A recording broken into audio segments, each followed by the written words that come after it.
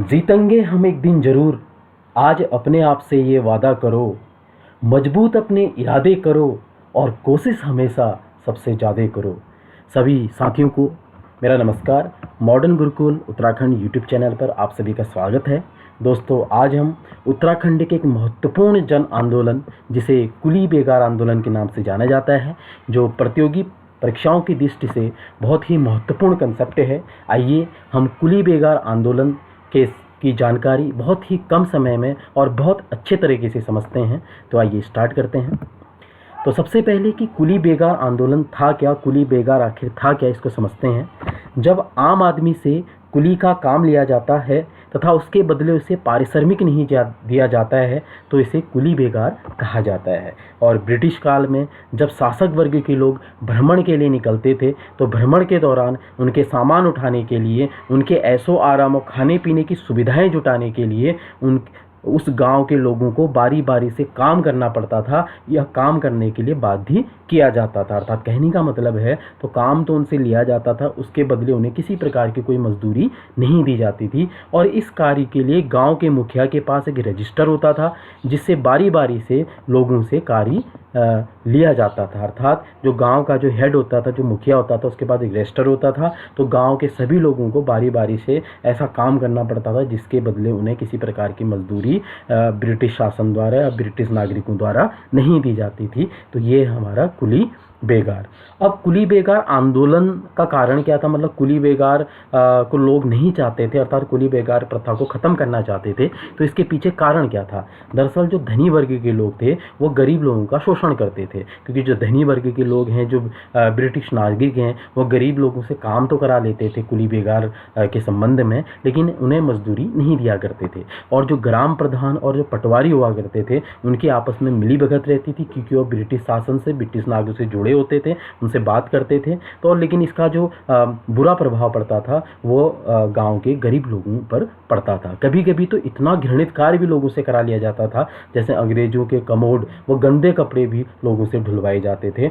और अंग्रेजों द्वारा कुलियों का मानसिक व शारीरिक रूप से यहाँ पे दोहन किया जाता था। तो ये आग लोगों के मन में उमड़ रही थी कि कैसे न कैसे हमें कुली बेगार आंदोलन, कुली बेगार जो प्रथा है, इस प्रथा को हमें बंद करना है। और इसीलिए कुली बेगार आंदोलन हुआ था।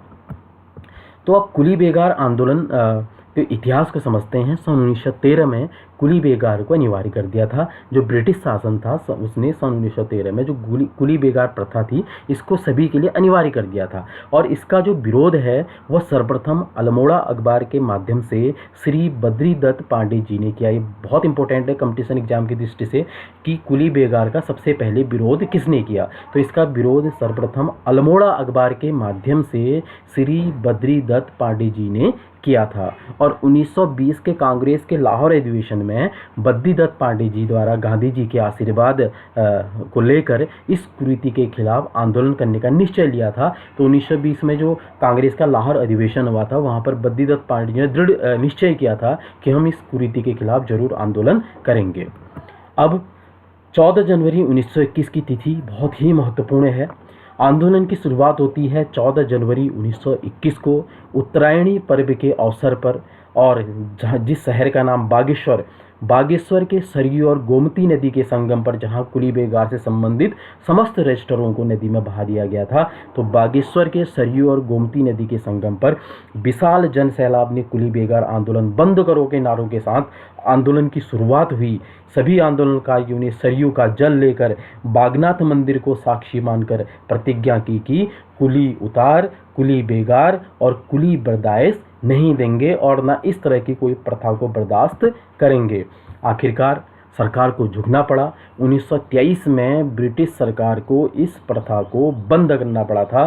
तो कुली बेगार आंदोलन को बंद कब किया था ब्रिटिश सरकार ने? 1923 में।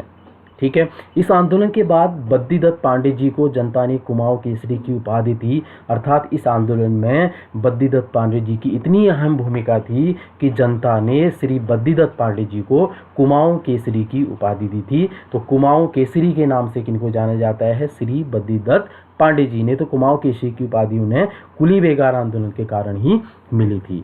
इस आंदोलन के संबंध में महात्मा गांधी जी ने भी कुछ यंग इंडिया में लिखा है, क्योंकि वो इस आंदोलन से बहुत प्रभावित हुए थे। तो उनका कहना क्या था कि इसका प्रभाव संपूर्ण था और यह एक रक्तहीन क्रांति थी। तो दोस्तों, कुली बेगार आंदोलन को बहुत कम समय में आपके सामने मैंने रखा, तो बहुत अच्छे तरीके से आपके समझ में भी आ गया होगा और आने वाले कंपटीशन एग्जाम में आपके लिए उपयोगी भी साबित होगा। इसी तरह और भी टॉपिक उत्तराखंड से रिलेटेड आपको मॉडर्न गुरुकुल उत्तराखंड आपके लिए लेके आएगा। और आपने मुझे सुना, धन्यवाद।